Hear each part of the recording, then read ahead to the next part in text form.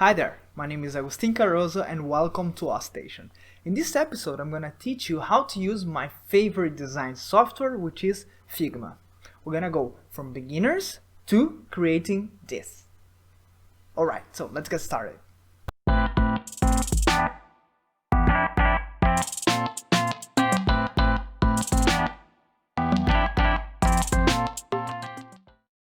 Alright, so the first thing that you need to do is to download Figma.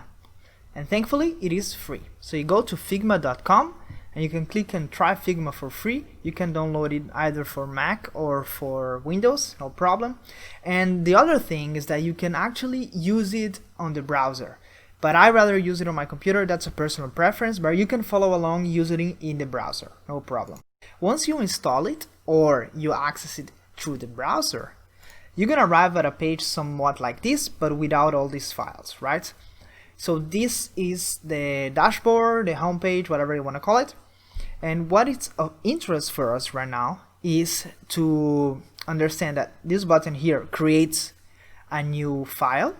Secondly, you can create a theme where you can actually create folders for yourself and your team, so you can categorize all of your projects.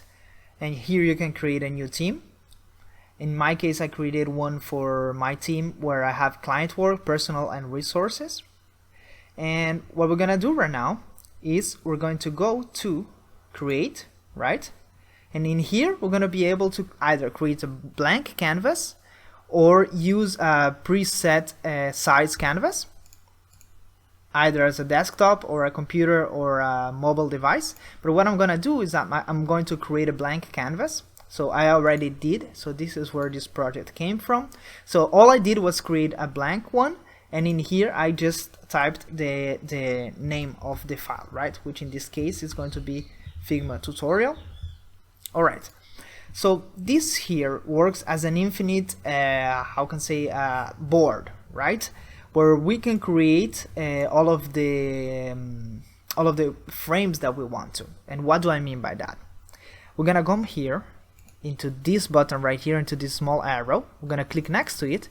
We're gonna go into frame, and there's two things that happen right now. One that we can do right now. One is when we can drag and create our own personalized sized frame, or we can actually delete this one, come to the same tool, click on frame, and in here we're gonna have the exact same options that we had before creating this file, which is we can either choose to create a phone or a desktop one.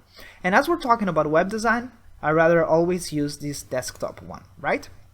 So once we have this frame selected here, what we can do is we can rename it so we can follow along. So let's call this one frame 1. And what I want to do with you guys is I'm gonna show you right now that you can create more than one frame, and this is what I did right here. So before we move forward, the way that I am moving sideways is by either pressing space and clicking, or if you have a mouse you can click with the middle button, right? Middle button, click, drag. So what I want to take you guys is through this adventure, which is first I want to create a wireframe for what we're gonna do, and second we're gonna create and put color and put an image, so in order to complete this small project, right? So let's get started. Alright, so the first thing that I would do is I would create a guideline for where I would snap all of my things. So the way to do that first is to come to our frame here, and then we're gonna click on layout grid, and you're gonna be able to create one. And in this case I already created one, which is called 12-point grid. Let's click on it and let me explain it what this is. Alright, so we click here, then we're gonna be able to create as many, if I'm not mistaken, in the beginning it starts as a grid, but what I want you to do is to change it to columns. Then here you're gonna be able to change how many you want, right? But as we're developing for a website, it's mostly generally accepted, universally accepted, that we're going to be using a 12-column layout, right? And here you're going to be able to change the color and the opacity. And what I want to do is I want to put a margin between them the gutter between them of 30. Of course, you can always put it double, but I like to use 30 between them, and also a margin of 140 pixels on each side. And that's gonna be the one that we're gonna be using, and you're gonna see right now how it was used on this to create the prototype, the mock-up, the skeleton of the website, right? Because once we have this, we're gonna be able to automatically snap it, which makes our lives way more easier. All right, so how do we create those objects right there, right? Most of the time you're gonna be creating shapes. So we're gonna come here, this button, we're gonna click on rectangle, and in here you're gonna drag it, and as you can already see, it automatically snaps to the grid that we created. So this is gonna help our creative process, because at the same time that we're being creative, we're gonna be able to follow along to this grid and to this guideline. All right.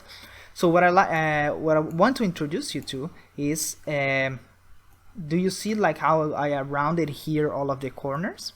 You're gonna be able to do the same here in this tab, because what happens is each time we click on a new object, it could be the frame or it could be this new rectangle, Figma actually gives us the option to customize it, each one of them. So you see that how it changes, right?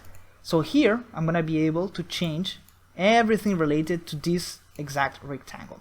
And what I want to do right now is I want to go ahead and put it a radius, right? This button right here, and the bigger it is, the more rounded it will get, right? So this is just to be a little bit more sophisticated. And what we're gonna do, yeah, actually don't like this color. Yeah, whatever. This is just a demo. So I'm gonna drag it, I'm gonna diminish its size, and this is going to be mostly to tell me where the text on the website is gonna go. I just use it as a placeholder, right? And let me show you another trick. Once you click on an object, you're gonna be able to copy it by clicking the Alt button and dragging, right? And you can do this indefinitely. You can also drag and select more than one, and you're gonna be able to do the same with a lot of objects, right? So this is very useful for where you want to create some reusable items a lot of times. All right, so let's do this. Let's copy it down below, and let's decrease its size, right, to two rows right here.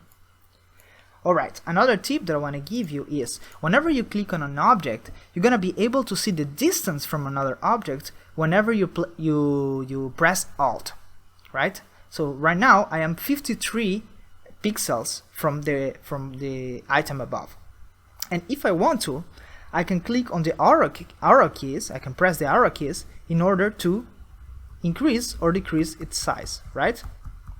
Another thing you can do is that I'm still pressing Alt and I'm pressing the up and down arrow keys, but I can also keep the Shift button pressed, and I'm gonna be able to do that in increments of 10. So it's 50 right now, it's gonna be 60, 70, 80, right? And as soon as I let go of Shift, but I'm still pressing Alt, I'm gonna be able to be one by one, right? It's a handy little trick for having distances measured. All right, so another way to navigate this is this is something that I do a lot, which is middle mouse button click and drag, but I also click Control, scroll up and scroll down if you're on a mouse, or you can click the minus key or the plus key in order to zoom, which I do that a lot. So let's go here and see. All right, so you're gonna be able to create this. All right, let's create a button and talk about text.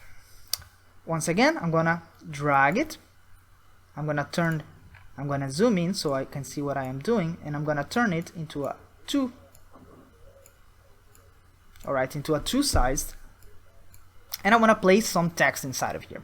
So I'm going to go here to the text tool, and I'm gonna click, and that's it. I created some text which is draggable, which is also so it works in the same way as the other objects inside of Figma.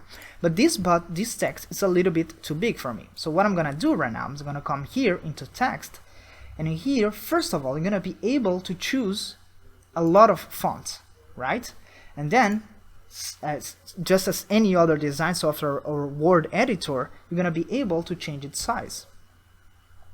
And using the trick of Alt that I told you, you're gonna be able to see where this is, and if you want to move it to be precisely in the center, which sometimes it doesn't happen, right? 44, 43, but that's fine. This is just a prototype. Alright, so now we have a button.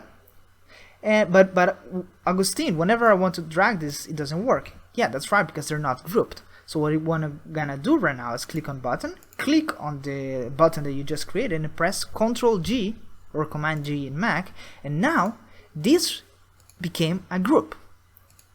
So you're gonna be able to drag it as a group and treat it as a group, and now the entire group has reference and distances to other objects.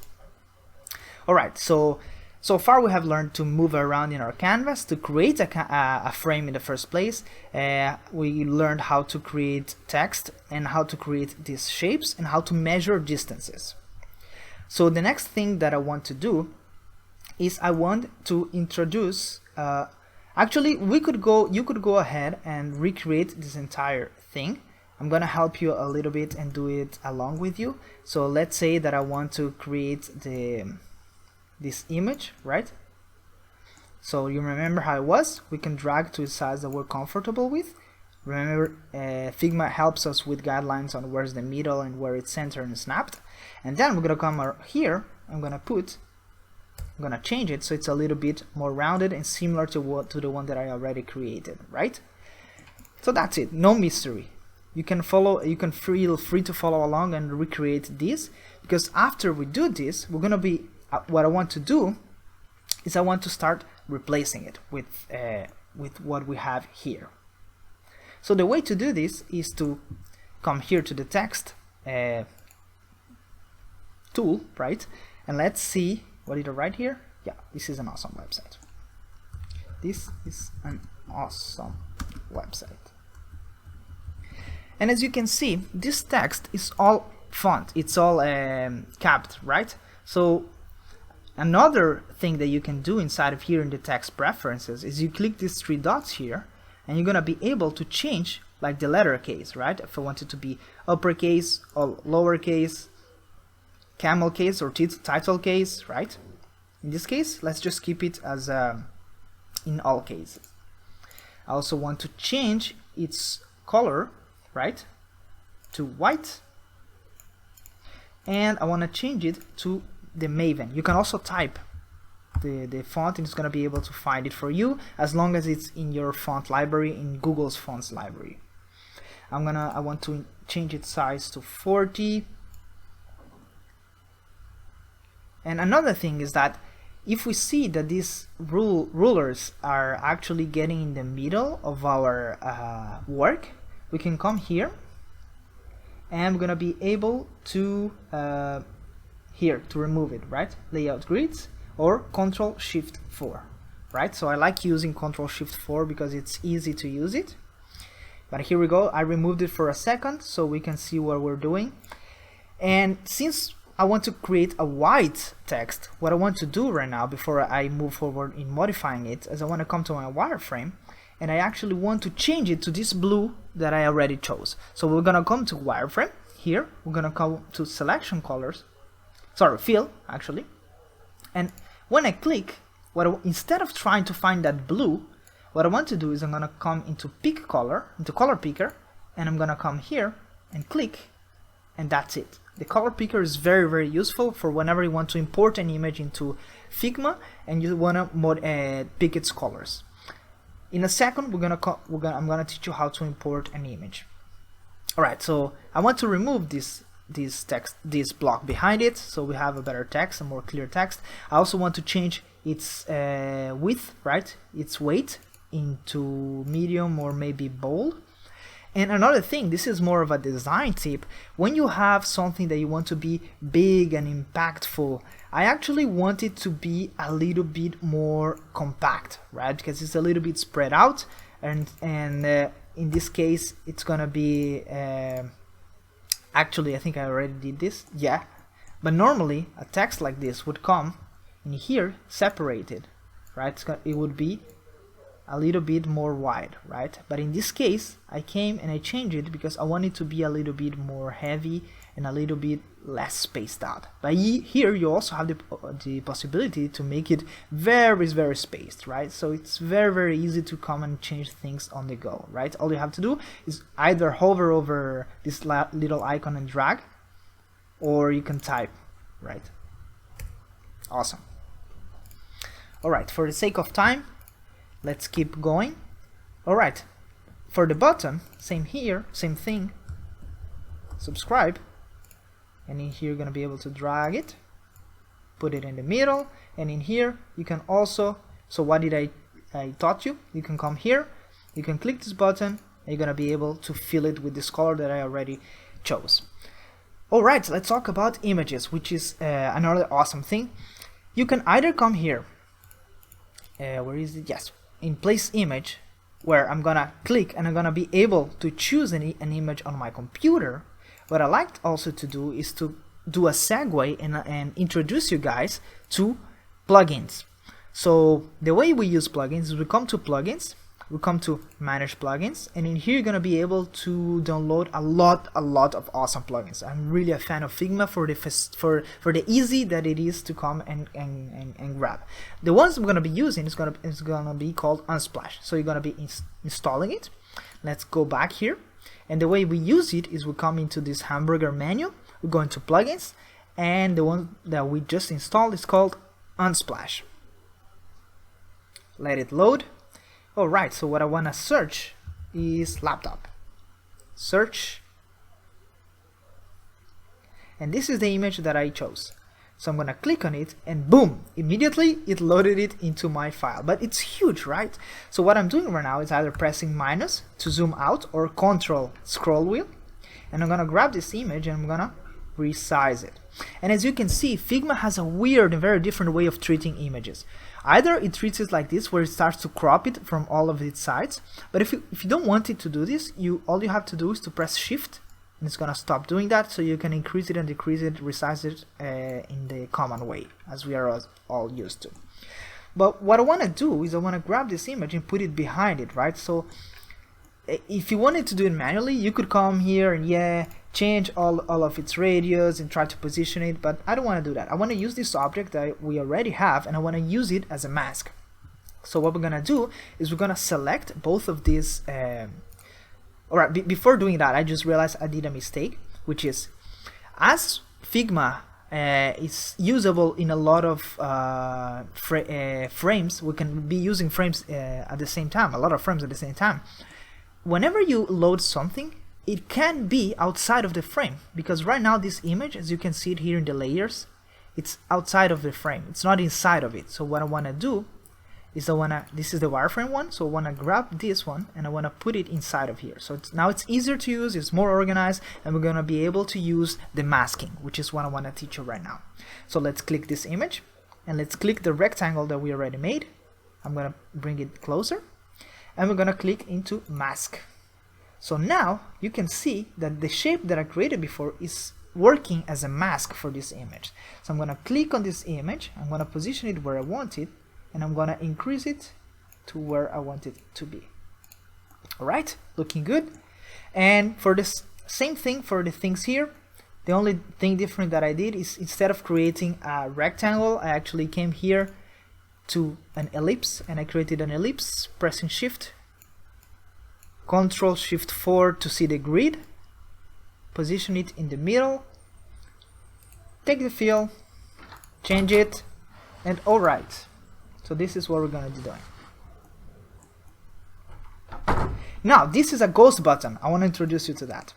So the way to do a ghost button is we're gonna come to a regular shape that we created, and we're gonna come here into stroke, and we're gonna add a stroke, and we're going to remove. Either we're gonna hide it to hide the fill that we already created, or just literally remove it. And that's how we create a ghost button. Alright, so same thing here for the text. We could either copy this one, or we're gonna be able to create one, small text, change its color. Oops, sorry, I don't have it selected. fill, change its color, bold no, regular, Mavic, Maven actually. And that's it. Ctrl-Shift-4, and this is the basics of using Figma, which is awesome. First of all, because it's free. Second of all, because it has a lot of plugins. I already have another video that talks about plugins, so feel free to check it out. And I also want to invite you to subscribe to my channel if you want to know more tutorials about Figma and about Webflow, so you can also become an awesome web designer. So thanks again for watching, leave a like if you enjoyed this video, and remember, stay awesome.